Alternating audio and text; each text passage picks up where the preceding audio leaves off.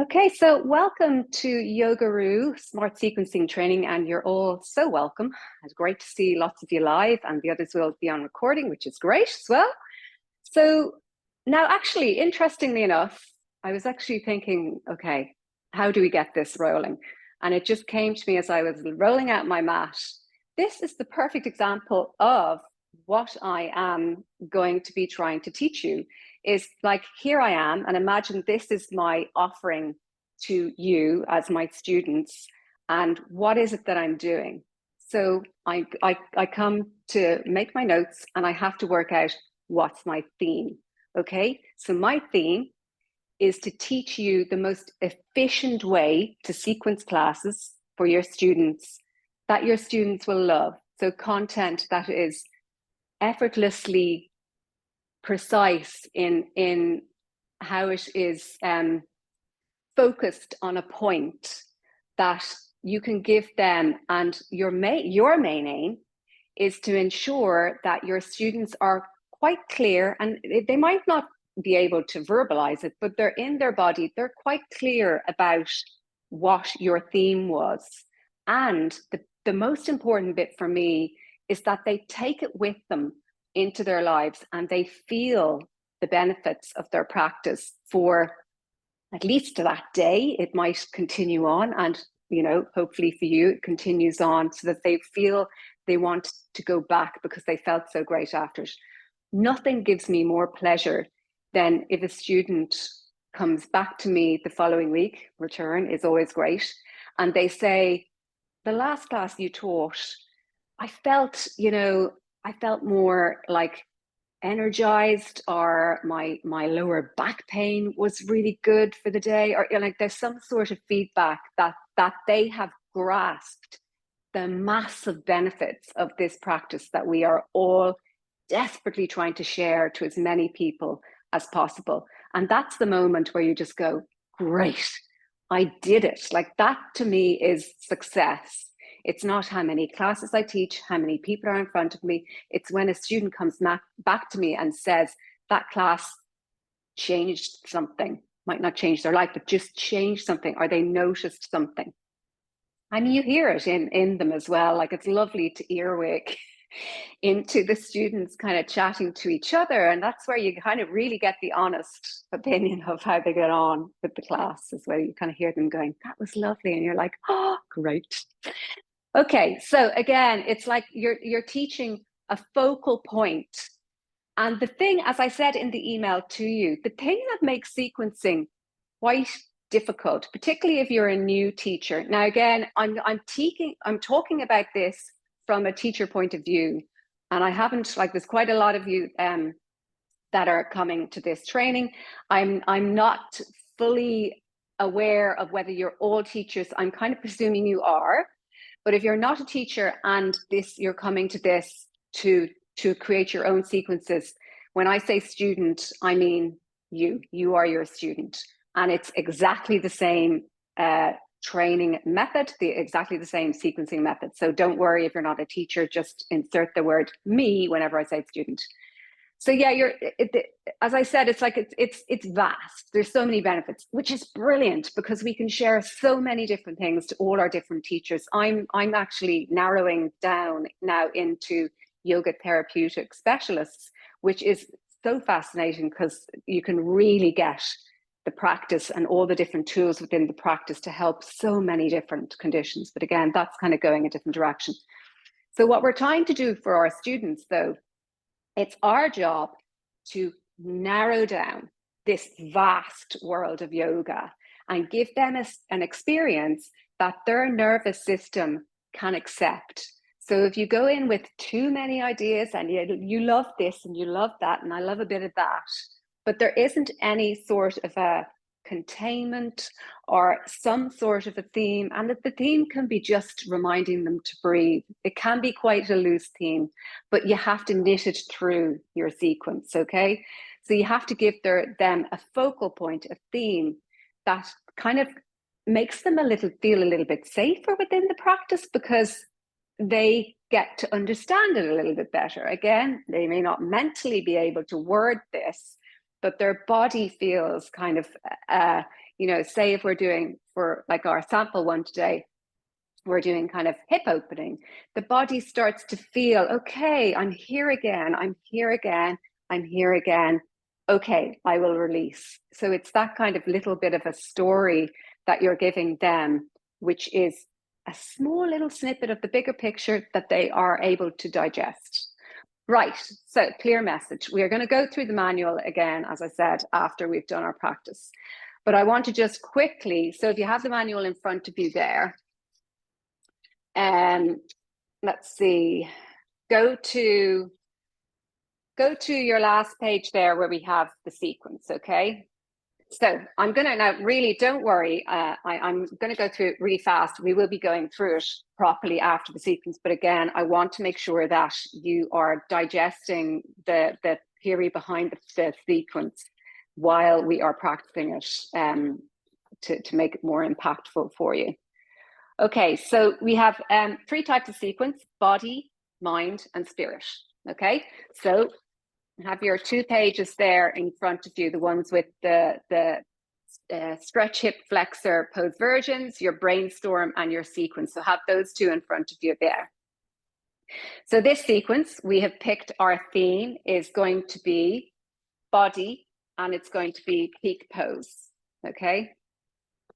No, sorry, muscle group, body muscle group. Okay, so we've picked the hip flexors. Okay, the iliopsoas and the quads. Okay, front of your hips there. And our chosen action is stretching. So then we just simply, what I've done here actually is I've combined 2 methods of sequencing. So we have the body, the muscle group, but then I'm also picking the peak pose so that I have something concrete to work towards. Now, you don't have to do it that way. I just find, particularly if you're starting off with sequencing, peak pose is the most accessible way to do. Okay, so I picked the peak pose of Natarajasana, Lord of the Dance, because we know that that's a great hip flexor stretch.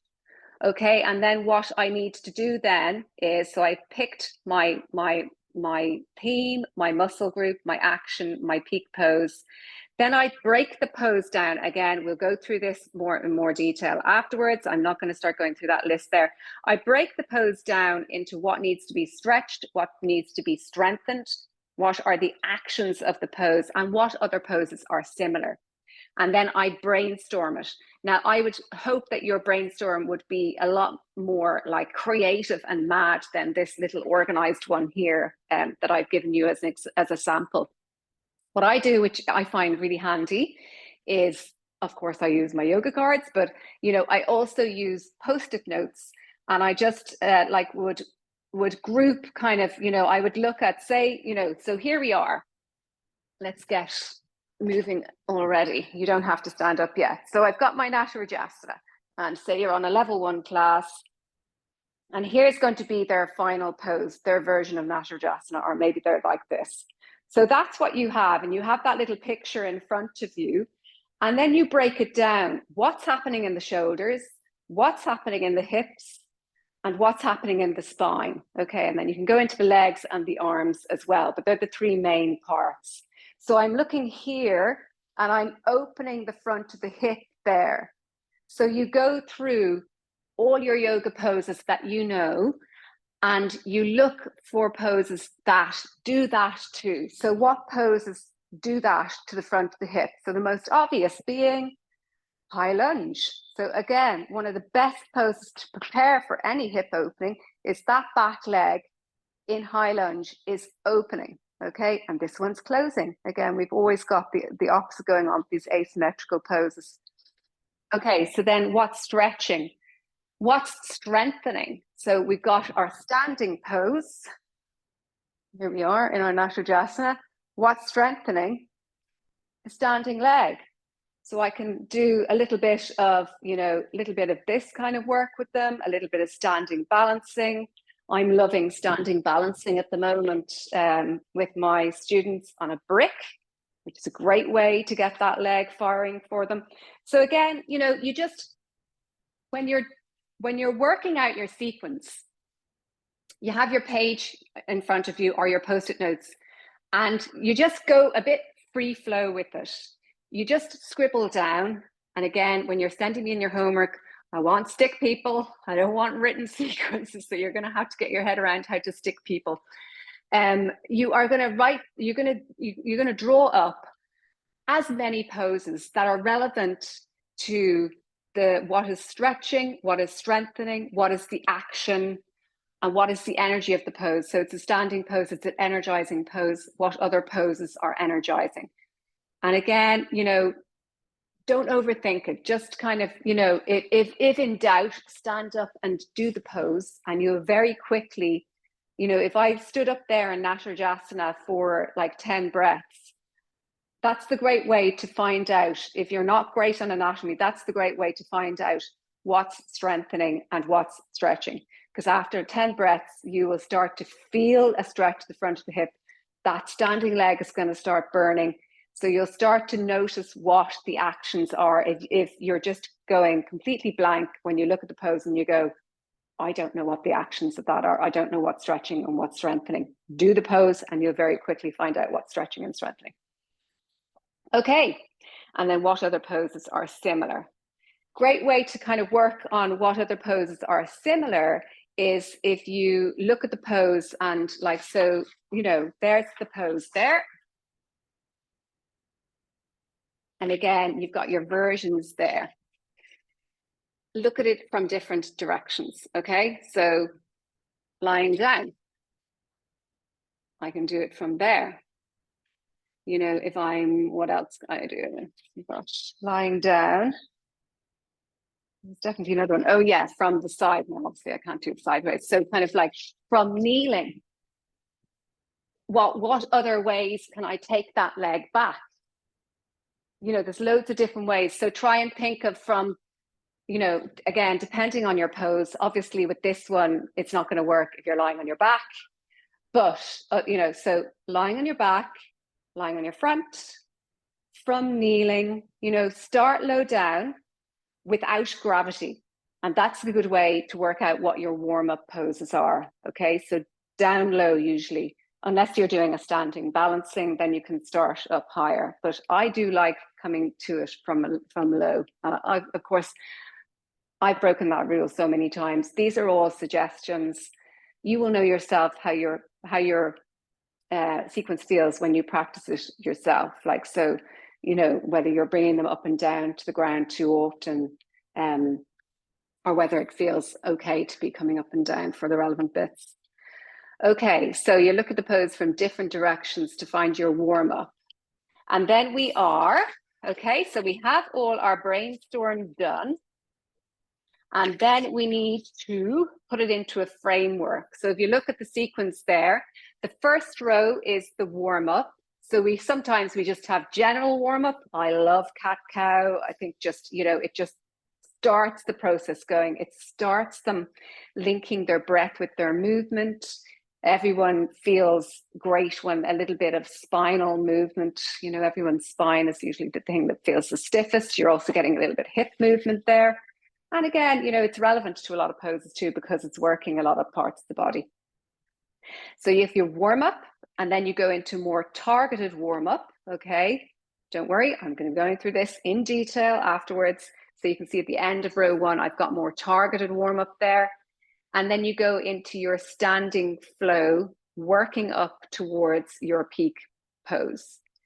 Now, the thing about peak poses is that, if, say, for example, your class turns up and, you're teaching in a studio and you don't know who's going to turn up, it's not really a regular lot, and they all come in, and for whatever reason you feel, whether they're an older group or they are like you're not feeling the energy, or whatever reason you feel that you don't feel your peak pose is appropriate. So say they are older or something, or there's too many injuries for to come into Natarjasana, you can do the entire class without coming into the peak pose. Okay, so it's up to you whether I do in general talk about my themes at the start of my class. You don't have to. You can also just talk about this as hip opening. You don't have to tell them that you've chosen a peak pose. And then they don't feel, oh, I never did the peak pose. That's a waste of time, you know. So it might be better just to talk about it as hip opening. And again, you're building up towards it. And if they never do the peak pose, that is absolutely fine. Or you can talk to them about the fact that all this preparation work is actually more important than being able to do the pose themselves. There's a lot of yogis that need to be told that repeatedly. Okay, and then we have our cool down as well. So the cool down, what the cool down does, sometimes with cool down, you are going the opposite direction of the peak pose. So for example, you know, with this, we are opening the front of the hip. So my cool down, I might close it back down again. As you can see there, I have, you know, knees towards the chest. But what can also be nice, so I have this one lying down. What can also be nice in your cool down section is you've done a lot of work now on opening the front of the hips. So what you can do is actually give them some lovely like restorative poses. See at the end there, I have them on a rolled up blanket because I know that their hips, I have them doing this.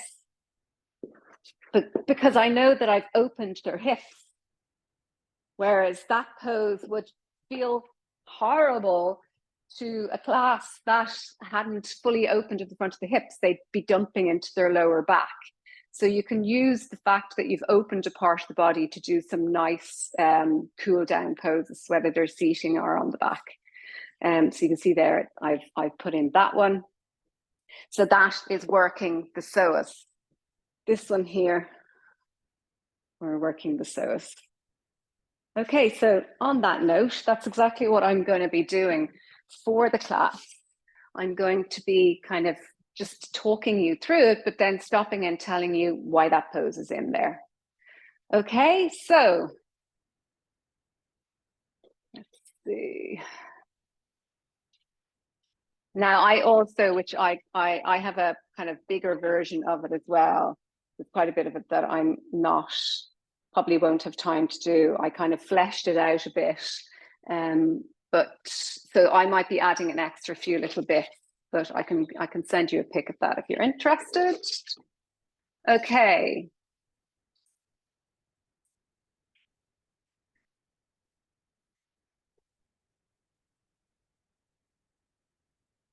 Okay, so look, I'm just going to check in with you and see how we're doing. So nothing in the chat.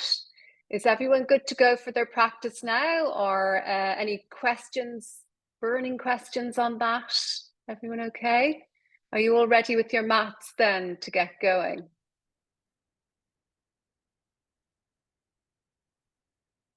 Thumbs up, yeah, ready to go? Yes, thumbs up. Brilliant. Great, thank you guys. Okay, mats at the ready. And everyone is still muted. Yeah, great.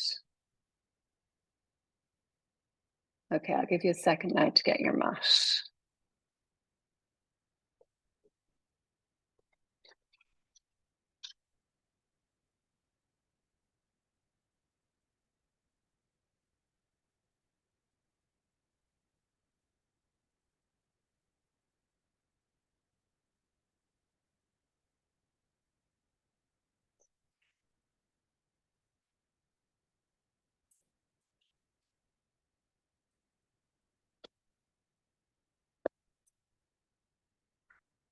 Okay, now another thing to note is here I am with a vast teaching experience, and I still have my I still have my sequence in front of me. And I used to actually, you know, kind of shame myself about that and kind of go, oh, I still got, you know, but absolutely, you know, I'm now 10 years sequence teaching, and I still teach from my physical sheet, and there's no shame in that. I will always, because that's just the way I sequence. And I don't believe that you're a failure as a teacher if you haven't memorized your sequence off. Now, maybe if you're teaching, you know, 10 classes a week, by the time you know, get to class number 5 and you're doing the same sequence, it's embedded. But definitely for me, I love creating my sequences for my students, and they're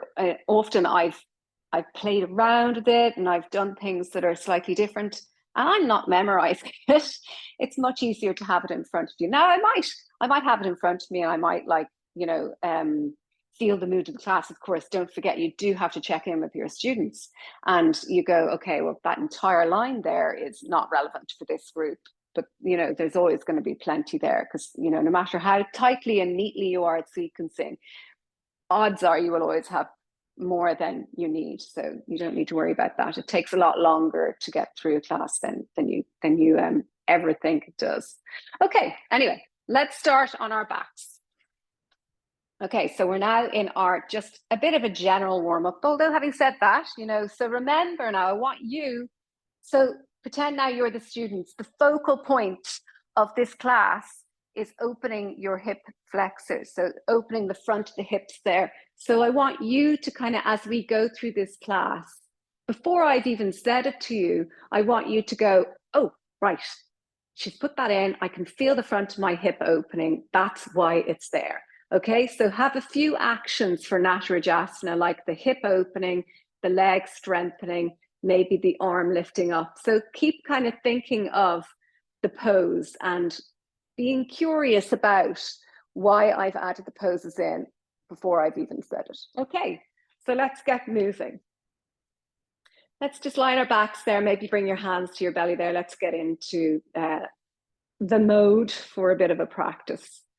Press your feet into the ground there, and maybe with your hands on your belly, just tilt your pelvis forward and back a little bit. Start to bring a little bit of movement into the spine. And let's add the breath into it. So I'm inhaling as I lift the hip bones up. The tailbone is still on the ground. And I exhale as I press my pelvis into the ground. So I flattened out my lower back there. And then I inhale, I lift those pointy hip bones up. And then I exhale to bring the pelvis down. Okay, hug the arms in against the body. Flare the hands and press them into the ground. And then on your next inhale, I'm going to lift the hips up again. You're just warming up, so nice and gently, not your biggest bridge of the day. And then exhale to bring the hips down. See me starting to open the front of the hips there. So inhale, I lift the hips up. And then maybe with this one, you start to increase your cues. So with this one, I might say to them, reach the knees away, squeeze into the back of the hips there, which will help them to open the front of their hips a little bit more. And then exhale to bring the hips down. And then inhale to come back up again. And you might add another cue onto it, maybe hug the hips to the midline. Reach the knees away, squeeze the back of the hips, press into your arms, and then bring the hips down. So it's almost like a gentle wave that's kind of little bits of information, little more bits of information, little more bits of information. And then that gives them, rather than just throwing a load of cues at them on the first one. Okay, and then gently rolling over to your side, coming up to all fours. And then we'll come into some cat-cows. Okay, so getting straight into it. So inhale, belly softens towards the ground, the gaze comes forward, press into the hands and draw the hands back towards the knees. And then exhale, lift the spine up towards the ceiling. And then 2 more times. Inhale, belly softens towards the ground, reach the shoulders back towards the back of the hips there, gaze slightly down towards the ground. And then exhale, lift the spine up towards the ceiling. And 1 more time. Inhale, belly softens towards the ground, pelvis tips forward, shoulders pressing back towards the back of the hips, gaze towards the ground, and then coming back to neutral. Okay, so kick the right leg out to the side there. So we're going to now move into a little bit more targeted warm-up. So kick the right leg out to the side. The right hand is in line with the right knee there, and reach the left leg away. Okay, and then reach the left arm up and overhead. So here we are. It's not necessarily the most important part of our Natarajasana, but we have a little bit of arm extension or flexion going on there. Okay, and then on our inhale, we're going to lift that left leg there. And then exhale to bring it down. And then inhale to lift it up. And exhale to bring it down. And then inhale to bring it up. Squeeze at the hip there now and stay here for 3 breaths. So you see here now, I have my sequence, but I'm ad-libbing a little bit, okay? I want you to feel the strength of the hip there. And then reach the leg back, but it's straight for the moment. So you're squeezing the back of the hip. Again, I'm trying to spoon feed you towards where I want that hip to go. Now start to reach the hand back behind you and bend the knee without holding onto the foot yet. So reach towards the foot. Okay, and then bring the foot down. We'll do that again, but the next time there'll be the option to take the bind if your hand is close enough to the foot there. Okay, and then the left arm overhead. Inhale, lift that left leg up. And exhale to bring it down. Inhale to lift, squeeze the hip. And exhale to bring it down. Then the next one, you're going to lift it, reach the leg back behind you, reach the arm back behind you, bend the knee, and then see is the foot accessible there to hold on to. And then squeeze the back of the hip, press the hand into the foot into the hand, arch through the whole back there to the tip of the crown. Breathing here. And then come down. Okay, and then we're going to do the same thing on the second side. And again, if you've ad-libbed a little bit and then you don't do the same thing on the second side, it's not the end of the world. Obviously try to, but you're not going to send them out walking in circles if you forget small bits of your sequence. It's not a failed class. Okay, so kick the left leg out to the side now, reach the right leg away and reach the right arm up here, or reach the right arm up overhead there. And then inhale, lift that right leg and exhale to bring it down. And inhale, lift, squeeze the back of the hip and exhale to bring it down. And one more time. Inhale to lift, squeeze, breathe for 3, breathe for 2 and 1. And then reach the leg behind you, squeeze the back of the hip, reach the arm back, bend the knee, but don't take the bind yet. Just reach them towards each other. And then bring the leg down, arm up overhead again. One more time. Inhale, lift that leg. And exhale down. Inhale, lift the leg, squeeze. And exhale down. Inhale, lift the leg, start to reach the leg back, reach the arm back, bend the knee. And if it's there for you, hold on to the foot. If you have the hold, squeeze the back of the hips, arch through the whole spine, press the hand into the foot and the foot into the hand. And then bring that down. Come back to all fours. So that is very much a targeted warm-up. You're almost in Natarajasana from a kneeling position there. Okay, so let's come up to, we're going to come up to standing now. Okay, so come up to standing. Inhale, press into your feet, reach the arms up high, and exhale, hands down the midline in prayer position. Okay, so with most of my classes, I knit them all together with just coming up to the top of the mat and then starting the next flow. And when I do that, just to kind of, it's almost like putting a full stop at the end of a sequence or like an introduction to the start. I'll just bring them through a half sun salutation, or I might do something a little bit more kind of relevant to the pose. So I'll give you both options here, not both of them. They're only the half sun salutation is in the sequence there. Move back a little bit. Okay, so your first one, and come through it with me now. So inhale, reach the arms up high. And exhale, hands down the midline. Press the hands, roll your spine down. Inhale, coming up halfway, hands to the knees. Reach the chest up, forward, and the shoulders back like you did in your cat-cow position. I love this pose. I use this one a lot because it's a really good one to help people correct their posture. So you're strengthening the back there. And then exhale to come down. Now inhale to reach the arms up high. And then exhale, reach the arms back behind you. Bring that left leg behind you and squeeze the back of the hip there now. And both knees bend with this one. And you're opening the chest here. And then inhale to reach the arms up high again. And exhale, step that left leg back. So that's just another way. So what I could have done there is forgot about the sun salutation and started each of my flows with this action. Inhale, exhale, inhale, and then step them back. Okay? And again, I come into my flows a lot from the top of the mat.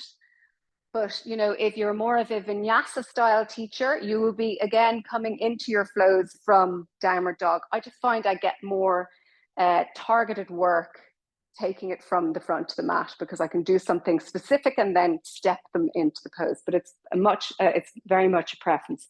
I used to do it the other way and I'm doing it this way now. Doesn't mean either is right. They're both perfect. Okay. So here we are, we're in our high lunge. So because this is very much a warm-up pose, a targeted pose for our peak pose, I might hold them here for a few breaths before we start to come into our flow and get them to just make sure, like if you look around the class, a load of them will be like this. You want them at least hip distance. If their balance is off, you take them wider.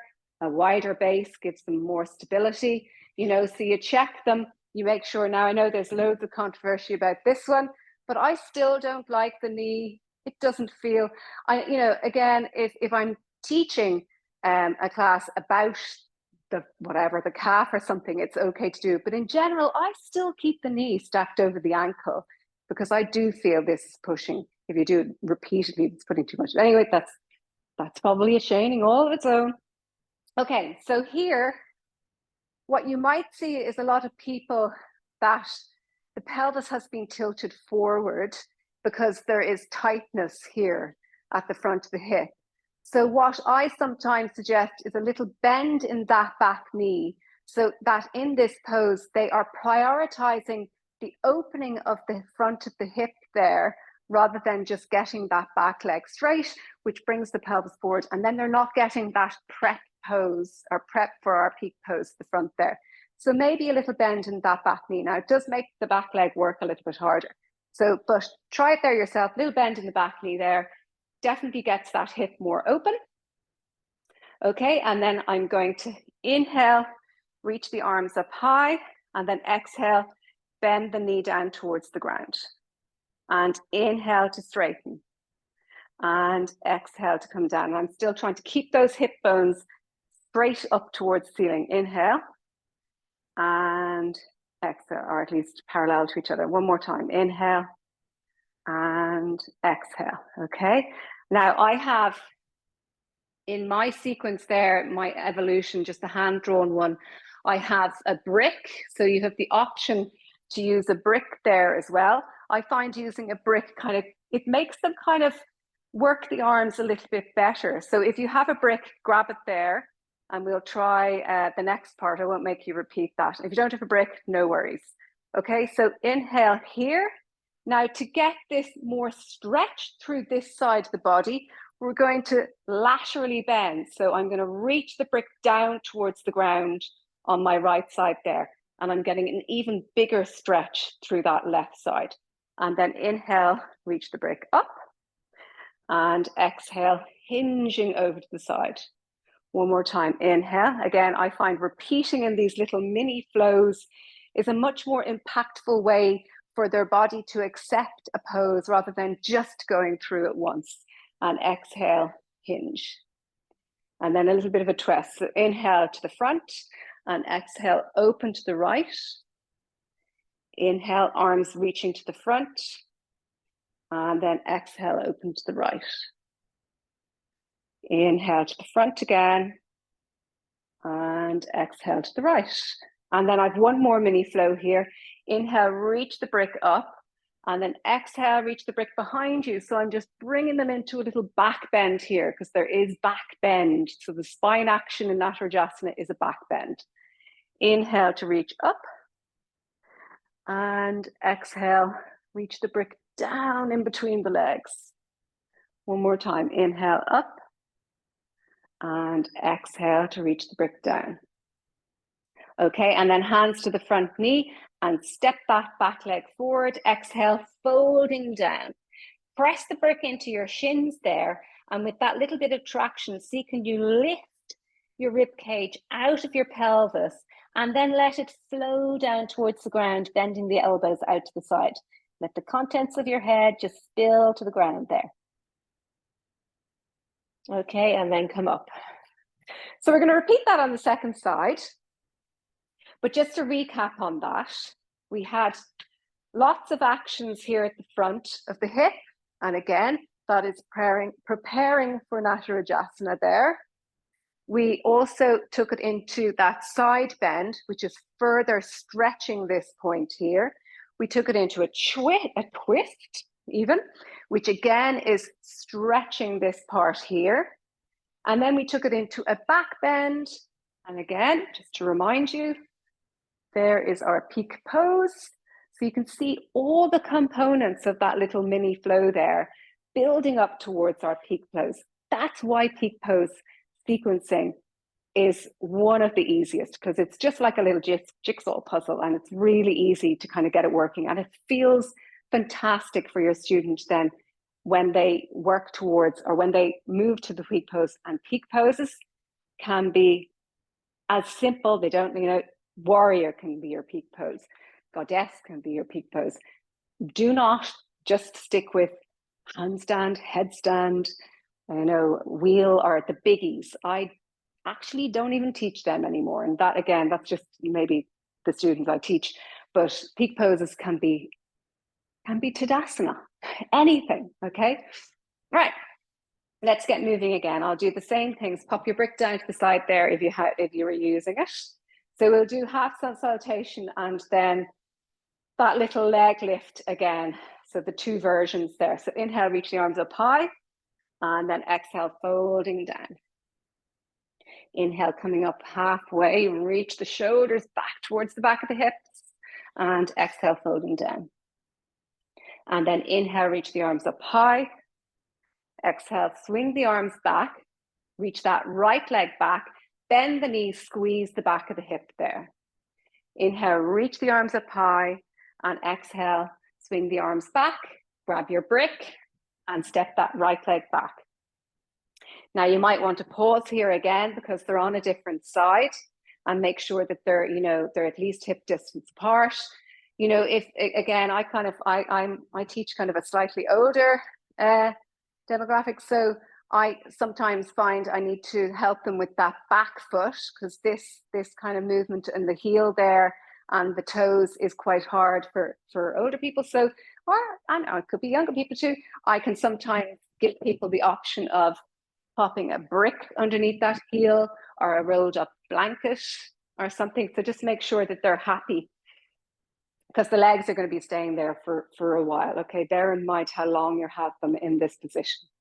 Okay, so inhale, reach the brick up high, and then exhale, bring that right knee down towards the ground. I need to reach that foot forward a bit more. And then inhale to reach, and exhale to come down. One more time, inhale to reach, press the heel away, and exhale to come down. Okay, so deep opening to the front of that hip there. Inhale here, and then exhale, hinging over to your left-hand side. Reach that right arm up and over, maybe even a little bit towards the back of the mat. Inhale to reach the arms up high, and exhale to the side.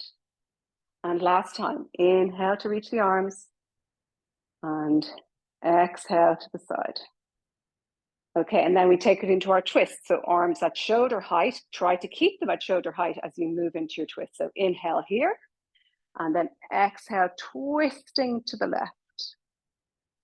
And inhale the arms to the front, and exhaling to the left. And last time, remembering to lengthen through the spine, take your twist through an extended spine. Inhale here, and then exhale, twist. Okay, our last mini flow on this side. Now inhale, reach the arms up high, and then exhale, brick behind you, And lift the chest and then reach it back, okay? Lengthening through the spine first. Inhale, reach the brick up. And exhale, reach the arms down as you lift the chest up and then over, like you're coming over an imaginary bar behind you. One more time. Inhale, brick up high. And then exhale, brick behind you. Reach the arms down as you lift the chest up and over. Great. Hands to that front knee. Step that back leg forward and then really slowly come into a forward fold. You've just taken a back bend. Place the hands on the brick, hit the brick on the shins. And again, we'll do that nice little opening at the back again. So press the hands into the brick into the shins. Lift your whole rib cage out of the pelvis and then let it flow down towards the ground, bending the elbows there. Take a deep breath here. Okay, great. So next flow doesn't have a brick in it, so we'll leave that to the side. Okay, so we're going to go through half sun salutation again and that little leg lift. So inhale, reach the arms up high, and then exhale, folding down, press the hands together. Inhale, coming up halfway, reach the chest forward, and exhale, folding down. Inhale, reach the arms up high, and then exhale, reach the arms back and lift that left leg up there, bend the knee, squeeze the back of the hips. Inhale from standing again, and then exhale, swing the arms back and step that left leg back now. Okay, so we're going to come now into our second flow to the side of our mat. So we're going to ground that left foot down now and start to open the hips to the side of the mat. Now, again, I'm not really teaching you about cueing, but just, you might want to talk to them about, the fact that the hips the frontal hip bones are level with each other, but this back hip might be slightly further forward than the other one. Again, just set their foundation, okay? And then get them ready to go. So even if your class is about hip opening, so this one is still kind of opening there, you can still give a few little cues to get them their foundation nice before you move into what you're actually focusing on in the class. Doesn't mean you can't talk about anything other than the front of the hips. Okay, so we're just going to come into a one breath flow for this one and go through it. We're going to come into my favorite poses at the moment is kind of a higher up Ardha Chandrasana. So we won't use a brick for that one. Okay, so inhale into reverse and exhale into warrior. And then inhale into a reverse triangle and exhale into triangle. And then inhale into reverse warrior again. And then exhale. I just need to shift my foot back or I'm going to hit the brick there. You're going to come into Ardha Chandrasana, but it's a higher one. So it can look sloppier, okay? And again, this higher version is much more suitable for a multi-level class because you're not talking about bringing the hand down to a brick. So where I'm going with this one now is I'm kind of trying to keep my hips open to the side there. That right knee can be a little bit bent to bring down my center of gravity there. And I'm just opening, or I'm lifting that left leg up as high as I can, okay? And then the left arm is reaching back towards that left leg and the right arm is reaching forward. I love this one. There's just something really kind of strong about it and a lot more strength going on in this outer hip there, the gluteus medius. Okay, and then coming down. Now, we're at our peak pose stage. So at this stage, you are going to decide, I have there in the manual, the different versions of the pose. So it's really important that throughout the class, I get that particularly if you're pretty new at teaching, you're quite focused on, what you're going to say next and what pose is next. You're checking your notebook there, but do glance up around the class, particularly when you're doing targeted prep poses, because that will give you the information as to where I go next. Because where I go next, it's either going to be, you know, this, or if you might, you know, you might have added a foot bind earlier on, so you can add the strap to it to just, and also consider the length of class. I am trying to do a nice fast one here because I have lots to give you in the second half of our practice. So I'm not going to start fiddling around with belts.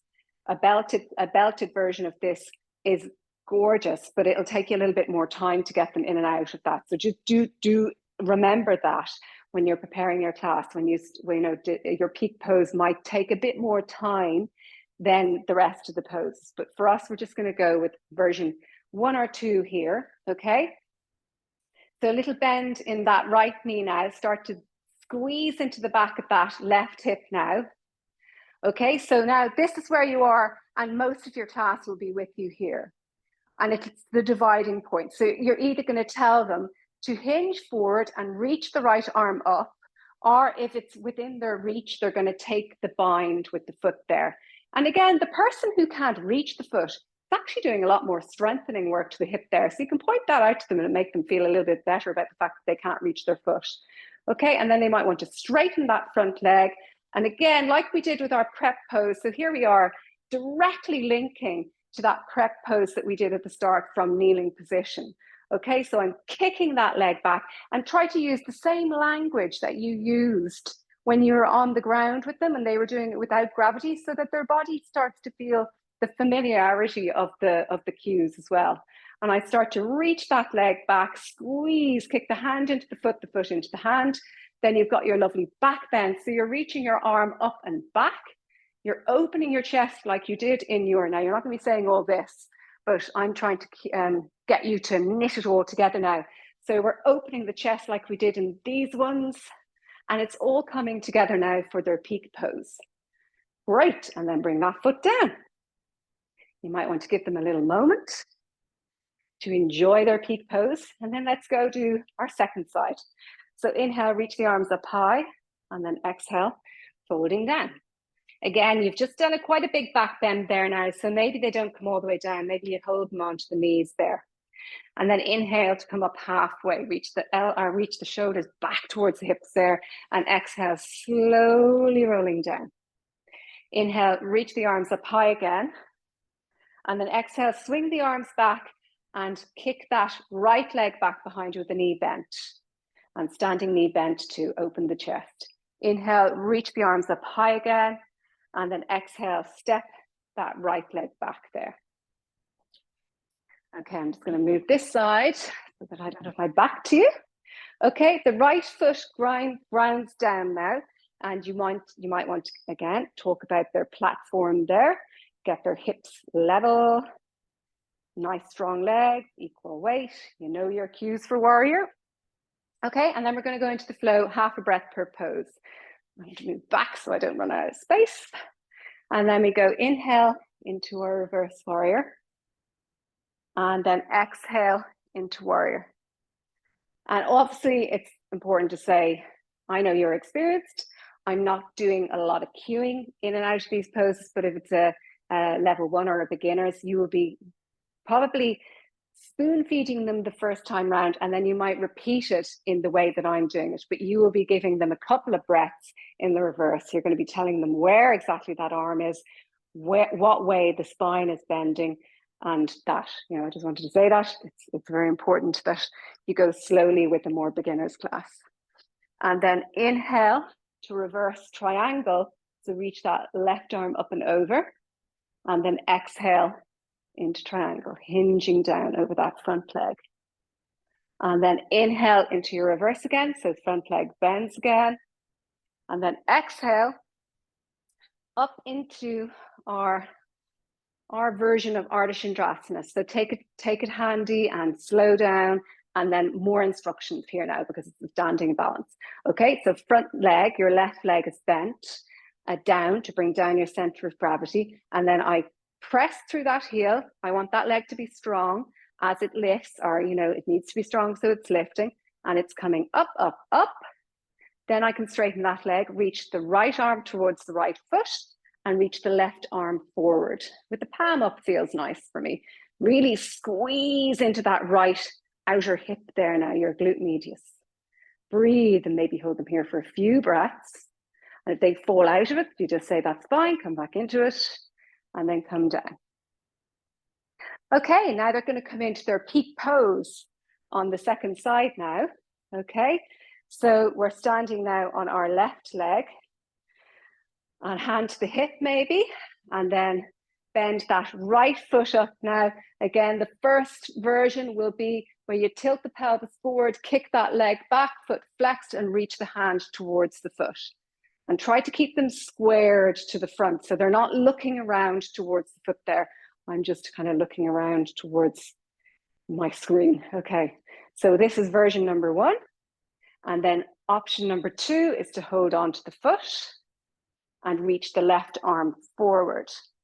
I'm kicking the hand into the foot into the hand. I'm reaching the chest up and back. I'm squeezing at the back of my hip so that the front of the hip opens there now.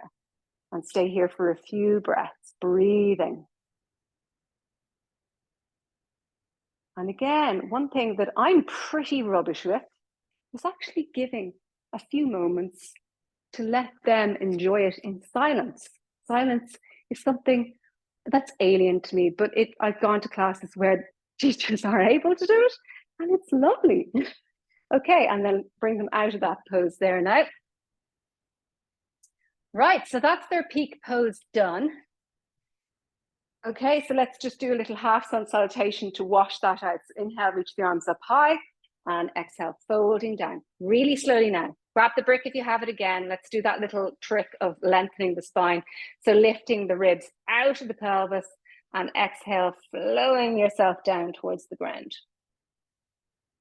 Okay, great. And then pop the brick out to the side there. And then you're just going to come down to the ground.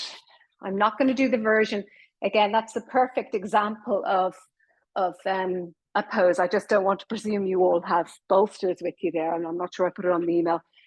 So that's a perfect example of utilizing the lovely opening that you've created for your student by coming into that really nice Dhanurasana where they kind of they support the front of their hips with the bolster there. So that's a lovely one to do. Okay, so let's do a little bit of counter posing here. So we've opened, and we're going to close it up again, but we're going to come in and out of it. Okay, so just again, easing ourselves. So hands behind your back there. I like my fingers pointing forward. If that's uncomfortable for your wrists, you can have them out to the sides there. So whichever feels better for your wrists. Step the feet forward, or you can have the feet closer, okay? So you have two versions of this. You can come into the tabletop version, or you can have the legs a little bit further forward and come into this version. Okay, so this is our inhale, and then bring the hips down, bring the feet towards you. And again, two versions of this. You can either roll forward with the toes on the ground, or you can lift the toes up and come up onto the sit bones. Well, let's go through that 2 more times. So inhale, lift the hips up, and then exhale, coming into your little cosmic egg. And one more time, inhale, lift the hips up, and exhale, coming into your little self-hug. Okay, and yeah, we'll do our seated. Okay, so lengthen your, I'll come to you this way, lengthen your left leg out. So I have my left leg straight. I can never remember whether so I'm not mirroring you. I think pretty sure it doesn't mirror me automatically. You want to be twisting to the right first. There's something I'm really fussy about. It's to do with the digestion. So inhale, lift up through the spine, and then exhale, twist to that right leg there. And you can hold on to the leg, or, well, actually, let's not come into the version where the elbow is beyond the knee there, because it hasn't been a very twisty class, okay? So remember that you might have, okay, well, the full version of the pose is this. This is where I must go with them. But just consider what the body of your class was like, okay? We didn't do many twists. We just did one warm-up twist to open that side body for our back bend. So just let them have a gentle counter pose twist here. And then lengthen the right leg out. And depending on the length of your class, I'm going pretty fast through this because I want to share more with you, but you can really slow it down nicely here and get them to hold these poses for a little bit longer. So inhale, lengthen, use the left arm as your splint there behind you, and then exhale, twisting to your left now and just hugging onto that knee.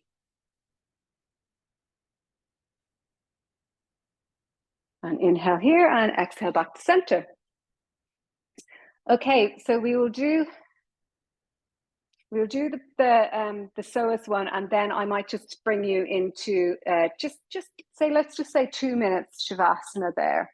But let's do our little psoas work first, seeing as that's very relevant to our topic today. Okay, so hug your left knee in, and then extend your right leg out, and then just pulse it up and down a little bit at its end range there. So lifting and lowering. You can inhale to lift and exhale to lower it, just a few inches. And then just let, the knee might need to bend a little bit. Just let the foot come down to the ground. And see, can you work at this knee here, pulling in towards your chest, just keeping your hip honest there. It's making sure that that hip doesn't lift up. So draw that knee in towards the chest there, or, have that action of pulling the pelvis down to the top side of the mat there. And you could take a lot more time to do this with them. I'm tottering along in my process here to wrap us up. So hug the left or the right knee in now and do a few of those little pulses. So what we're doing here is we're talking to our psoas there, giving it a little bit of attention after that strong hip opening class. And then bend the knee and just let the foot come down to the ground and let it have a little stretch there.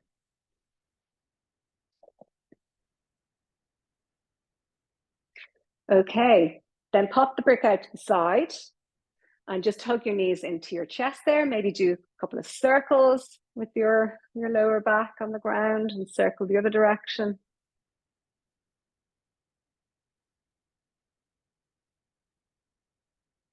Okay, and then coming into Shavasana now, I'm just going to give you like a 2 or 3 minute Shavasana before we, just to get you ready for the next stage, so the learning part of our time with each other. So lengthen the legs out. If you have a bolster, it's nice to hop it underneath your knees there. Have the arms away from the body, palms facing up towards the ceiling. And see, can you just take this few minutes to absorb the practice and maybe just, quieten the mind of the thinking process, the learning process. Just now let the body assimilate the movement that you've done there. And I will bring you out and I'll give you a little toilet break. So don't worry about getting your bits and pieces ready for the next bit. I'll give you a bit of time. Just relax there. I'll practice what I preach and I'll just sit down for a minute.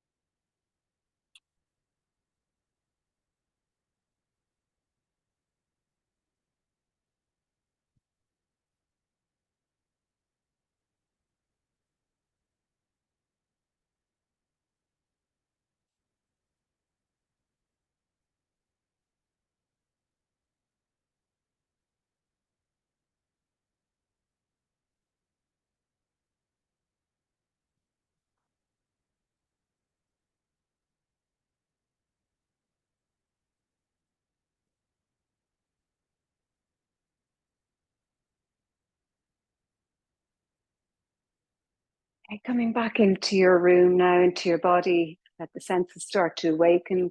Listen to noises, listen to my voice. Start to bring a little bit of movement into your fingertips and your toes. And then rolling over to your side. Coming into a seated position, hands in prayer position at your heart.